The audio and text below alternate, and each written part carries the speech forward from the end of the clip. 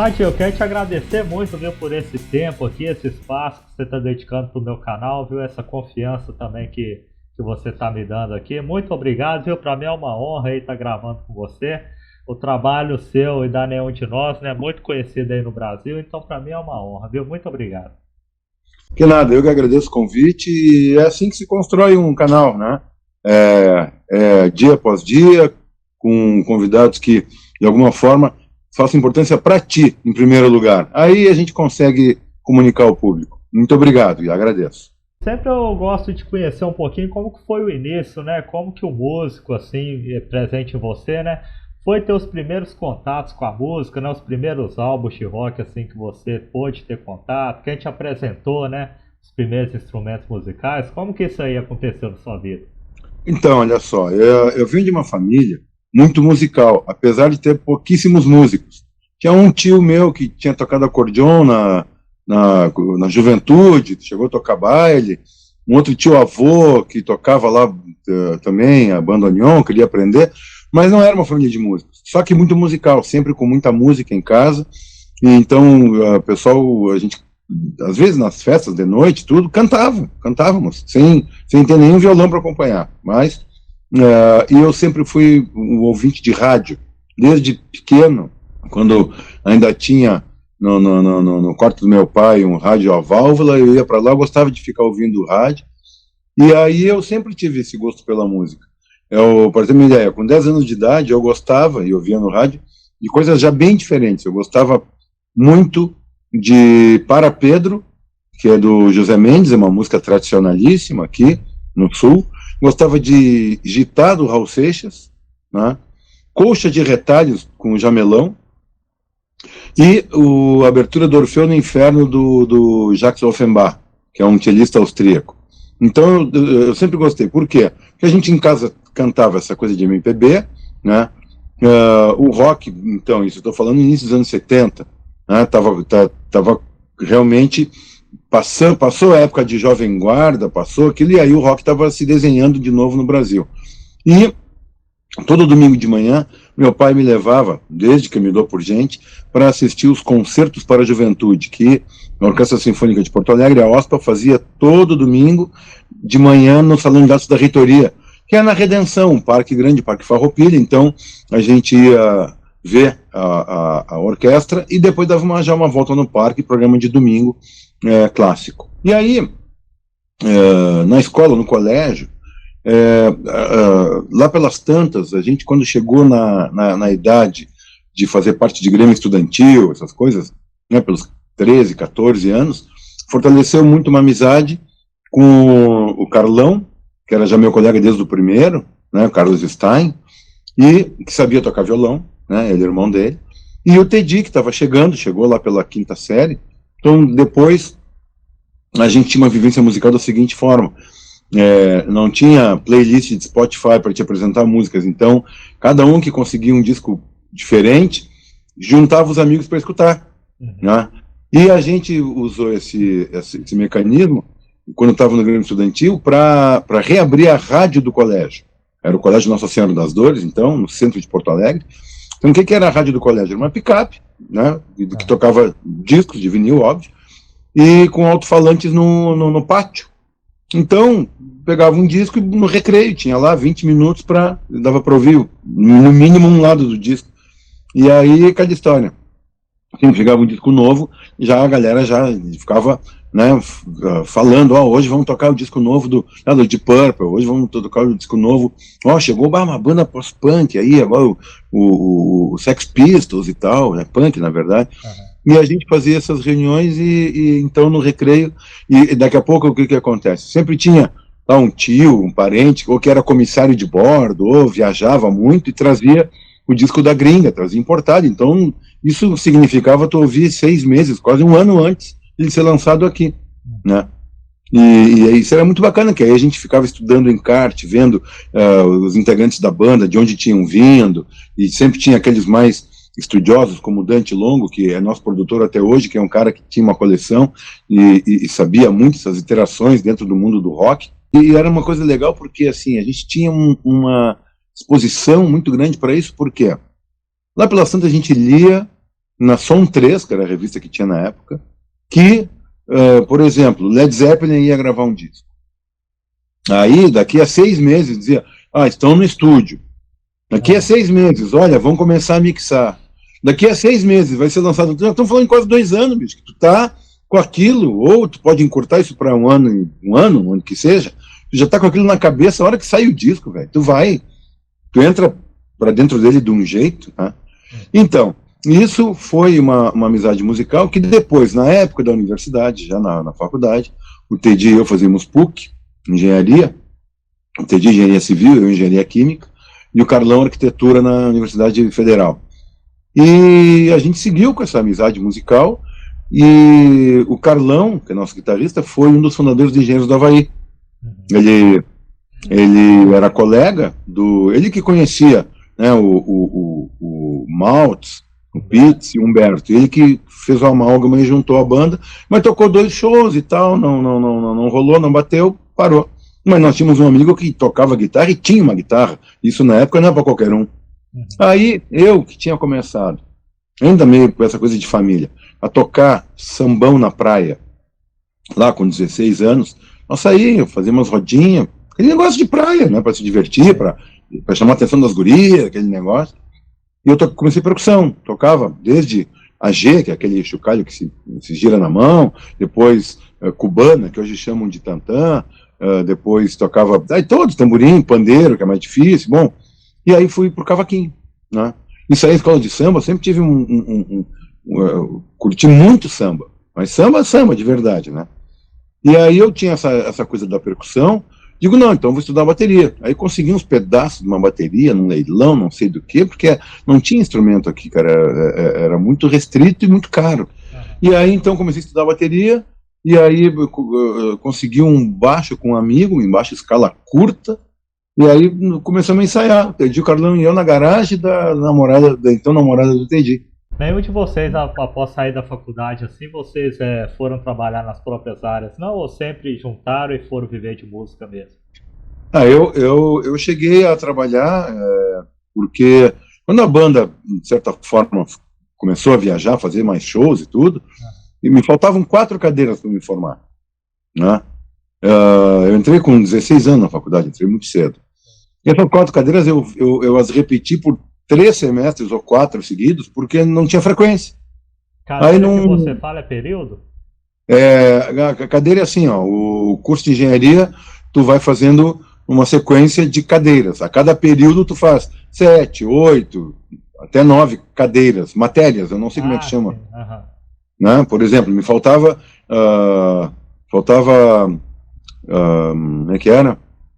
Cálculo de reatores, me faltava operações unitárias 4, me faltava 4 matérias, né? E aí eu repeti esse mesmo período por 1 ano e meio, até que aí consegui, botei atestado para falta, e me formei. E trabalhei um tempo, né, nesse tempo de estágio, na fábrica de celulose e papel, né? A minha ideia era trabalhar no polo petroquímico que estava abrindo aqui, mas só que eu fui visitar e aquele cheiro de tolueno, de benzeno, de chileno, aquilo não me fazia bem. Eu tinha uma sensibilidade, sempre tive uma sensibilidade, né, no olfato muito grande. E aí fui visitar uma cervejaria e vi que ali podia ser meu habitat natural. Mas ainda não deu tempo de trabalhar com cerveja, que a banda começou a viajar. Mas eu segui estudando cerveja. Né? Isso eu estou falando no meados dos anos 80.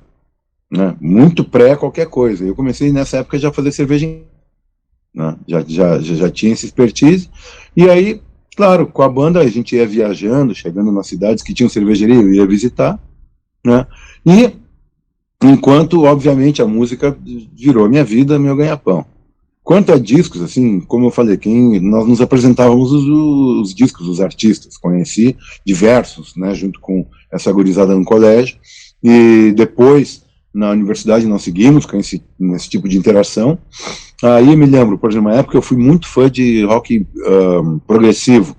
Aí foi o namorado da minha irmã, ela era mais velha, ele que apareceu com discos do Genesis, Yes, Supertramp, né?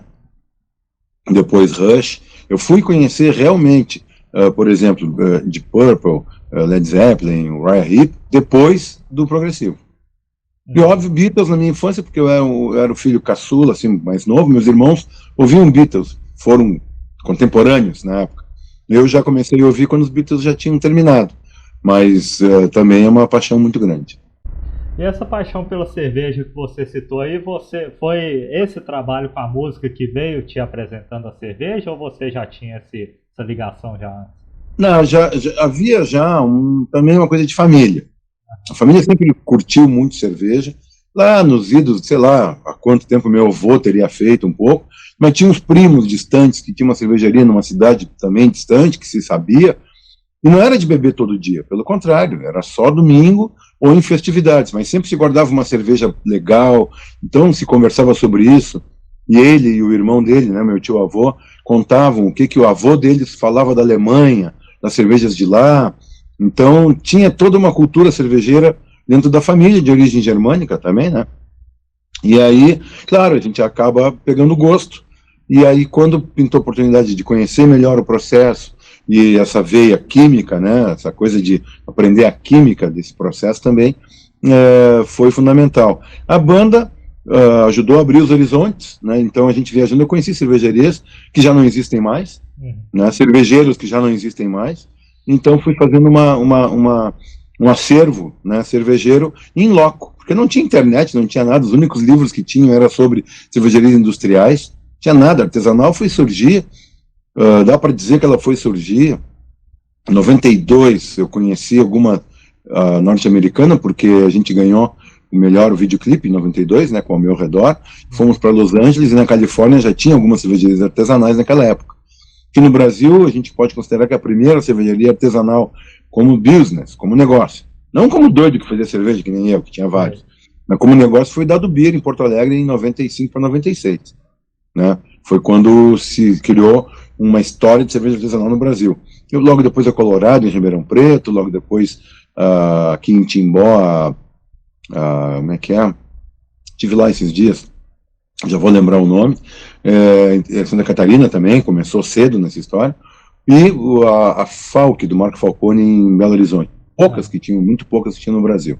E nesse tempo todo que você vem estudando e interagindo assim com cerveja e tudo, você acha que a qualidade dela aqui no Brasil tem melhorado desde aquele tempo para cá? Sim, posso dizer que sim.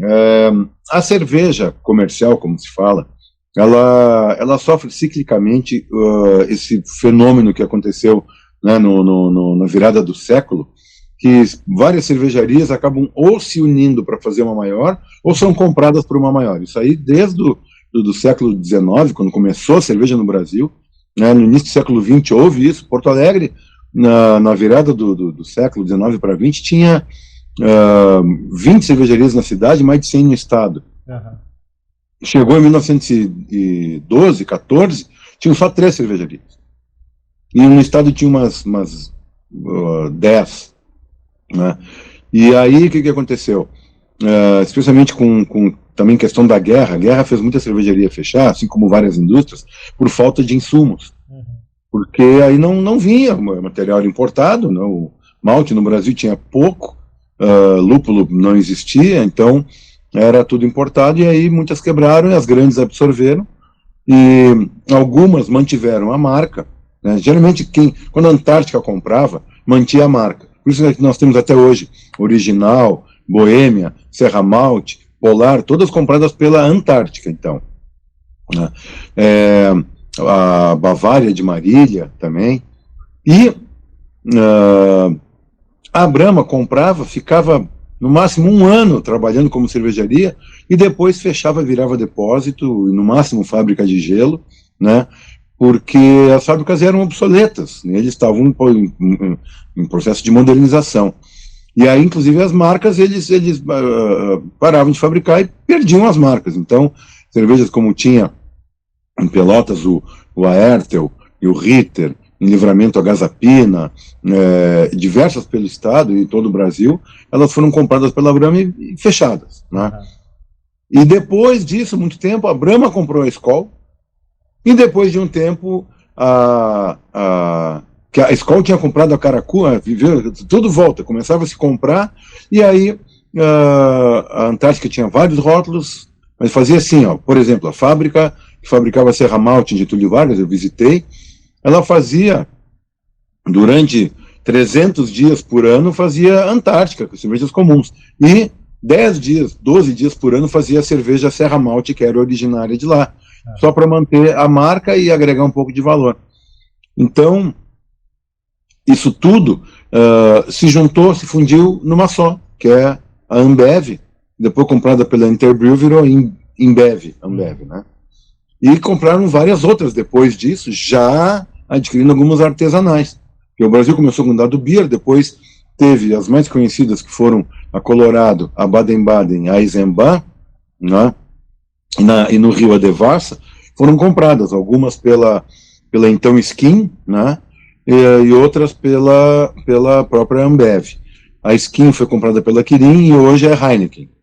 Então a gente tem no portfólio da Heineken, tu tem a Eisenbahn, né, super conhecida, tu tem a Baden-Baden, né, e a Devassa.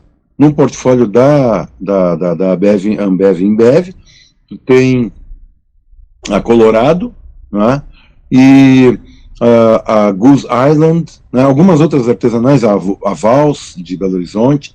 Então eles entraram para o mundo das artesanais assim. E então, respondendo a tua pergunta, sim, a qualidade vem melhorada, né, porque antes a gente tolerava assim, essa cerveja é artesanal, pode variar um pouco, pode, às vezes tomava um dia, tinha um gosto, outro dia tinha outro, mas hoje não tem porquê. Hoje as artesanais têm capacidade de manter um controle de qualidade muito grande. E falar em qualidade, assim, gosto, que é essa cultura da cerveja sem álcool, né? A maioria das marcas hoje está criando cerveja sem álcool. Você acha que isso interfere de alguma forma assim no gosto e na qualidade também? No sabor, sim, interfere. Tá? Mas tem que entender que, primeiro, isso está evoluindo muito, porque o fato de ter uma cerveja sem álcool também cria uma inclusão social. Por exemplo, eu tenho dias na semana que eu não quero tomar álcool. Tá? Não gosto de tomar álcool todos os dias. Ok, tomo água, tomo chá, tomo suco, não tem problema. Mas às vezes, sei lá, daí um dia estou fazendo uma comida legal e, vontade de tomar uma cerveja. Aí eu vou lá e escolho uma sem álcool, né, para manter. Vou ao jogo de futebol, cerveja sem álcool. Aqui no Sul, em Porto Alegre, não pode vender dentro do estado cerveja com álcool. Né? Agora, dentro da sem álcool, inclusive elas têm uma categoria, né, nos concursos cervejeiros. O jurado de concurso cervejeiro tem uma categoria que é da sem álcool. E assim como a cerveja comercial era meio uma mesmice, era tudo muito parecido, a sem álcool também. Agora começaram a desenvolver processos e, por exemplo, eu tomei uma cerveja sem álcool agora essa semana, feita por uma cervejaria de Belo Horizonte, a Falk Beer, e ela é uma cerveja de um estilo que tá bem em voga dentro do meio, que é a Sours, cervejas mais ácidas, e sensacional a cerveja, muito boa, tomaria ela assim, ok. Ela não tem o que a gente costuma dizer, a cerveja sem álcool tem um certo gosto de cozido, né? Parece que cozinhar uma cerveja com álcool para tirar o álcool, não é bem esse processo, tem 3 maneiras de fazer, mas enfim. E tem aqui no sul, tem uma Tupiniquim, uma IPA, uma Session IPA, sem álcool, muito boa de tomar, que não parece que está tomando cerveja, enfim. Então, eu acho que isso é salutar, muita gente não pode, não pode ingerir álcool por diversos motivos, né? O álcool, enfim, o álcool é uma droga, o álcool afeta, né, o parasimpático, mas há pessoas que não conseguem lidar com isso, outras conseguem. Eu acho inclusive está crescendo muito em todo mundo isso, todo mundo, demais. Tem cerveja de trigo sem álcool, tem na Alemanha tem uma que eu gosto muito chamada Klausthaler, né, que tem agora a Estrela Dan, tem umas sem álcool com malte tostado, ficou muito legal. Então tem opções. É o que eu digo. Para mim quase qualquer uma é melhor do que Coca-Cola. Para a saúde, inclusive. Ô Sadi, como que veio surgindo os convites assim para você virar jurado, né? Igual você citou aí o mestre cervejeiro, como que foi esse convite assim? Então, o mundo cervejeiro, ele, obviamente, hoje tem se qualificado muito, mas eu sou um dos decanos, né? Eu comecei a estudar e a ver isso muito antes de virar ou moda ou de ter mercado. Sempre gostei dessa coisa diferente, né, da cerveja. E aí, então, quando começou a ter essa movimentação de mercado e começaram os grandes festivais, aí, pô, lembravam, pô, aquele cara do Nenhum de Nós, ele entende de cerveja, vamos chamar ele para... Então eu fui consultor de alguns festivais e eu comecei a dar palestras, né, porque não tinha curso de degustação de cerveja, não existia isso. Mas eu fazia o de vinho de espumante para aprender como é que se fazia um silogismo, né, entender um pouco.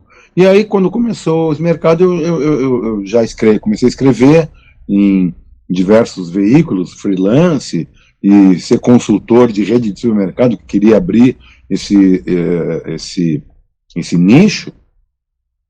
Então, naturalmente, a gente começou nos concursos de cerveja caseira, né? Pô, vamos lá, vamos ajudar o pessoal que está começando, vamos jogar o concurso lá e tal, ok?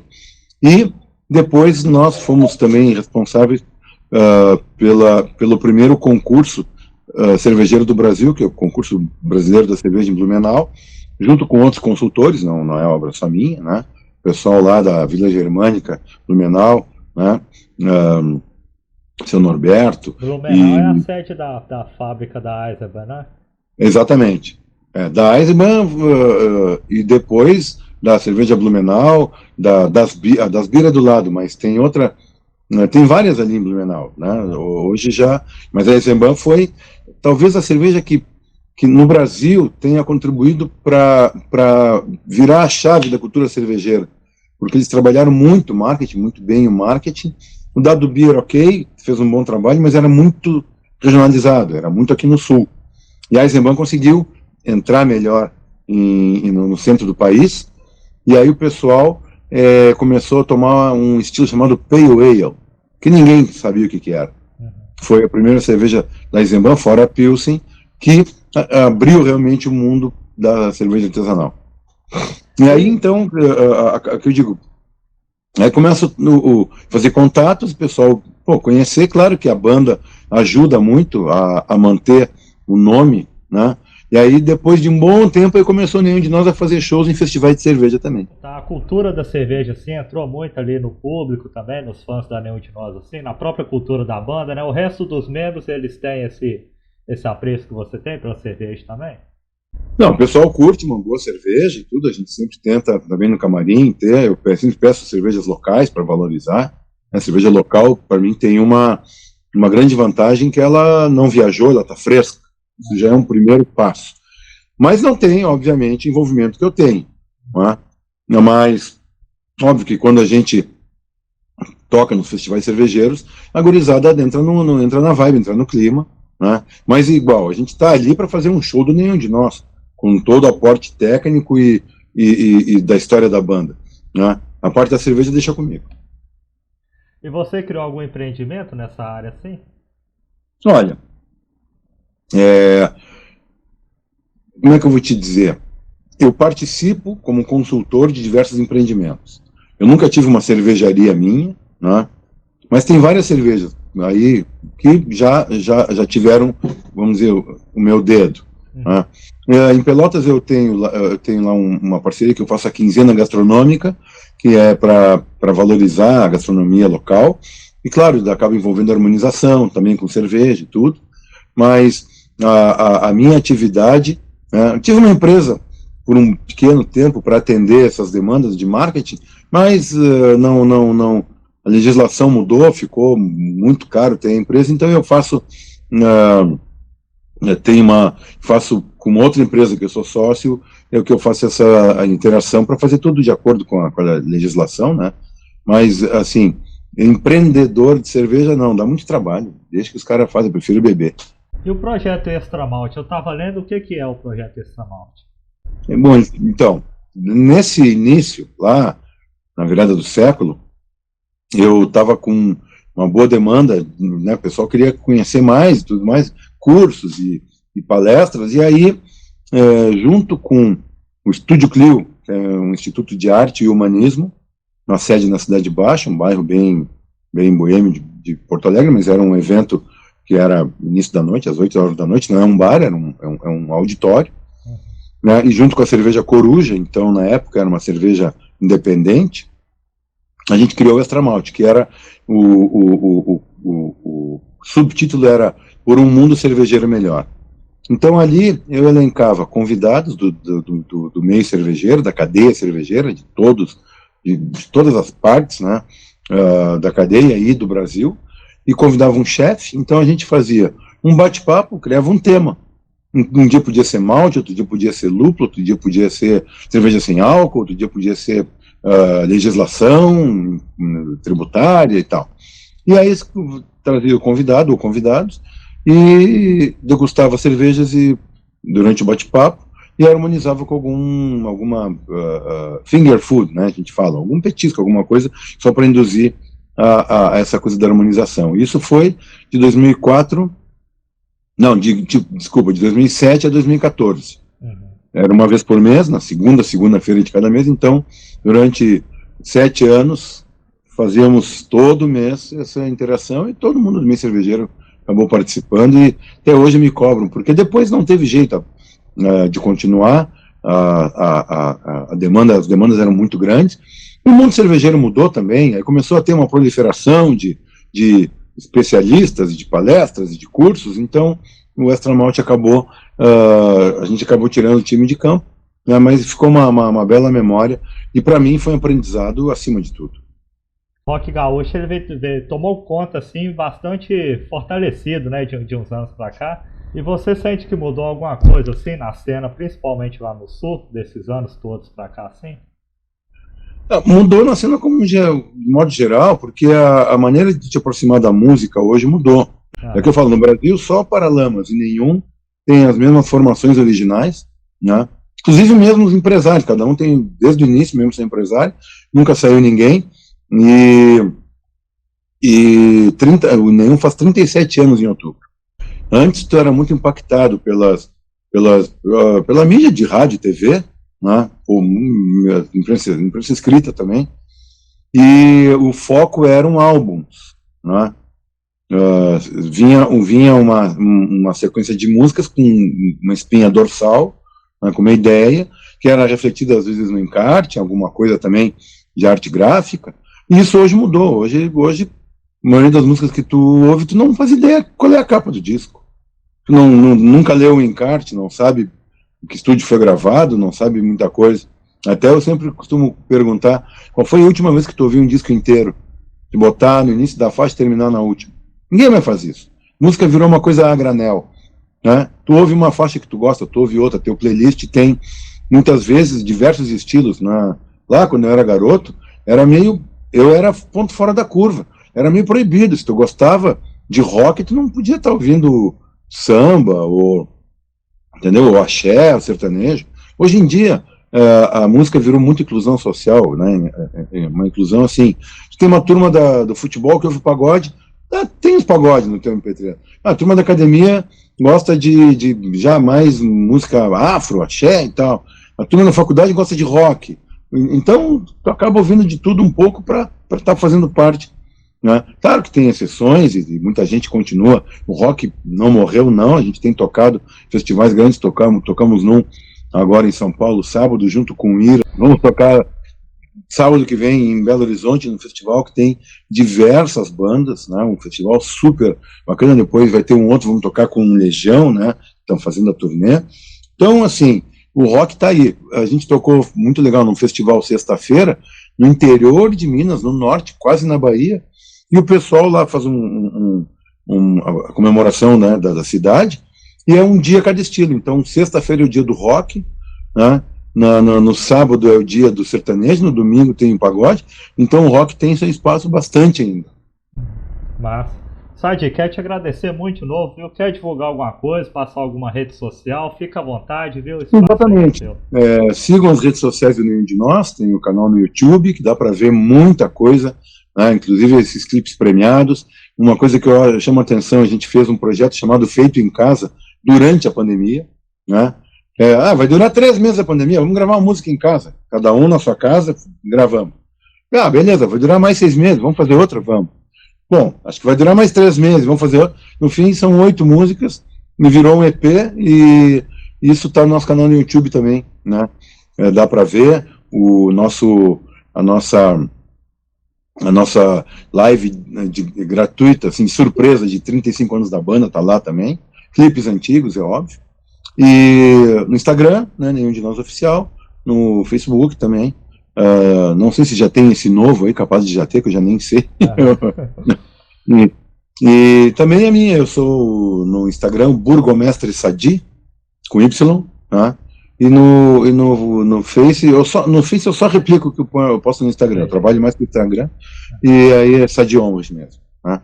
E agradeço muito, agradeço o convite mais uma vez, e a todos que estão assistindo, que porventura irão assistir na rede, e vamos ficar ligados aí, gente, no Rock Nacional, que tem muita água para rolar embaixo da ponte ainda. Beleza, muito obrigado. Eu vou colocar as redes tudo aqui na descrição também do vídeo. Obrigado, viu? Saúde pra você, sucesso aí pra sua família também. Falou, minha gente. Da banda, beleza?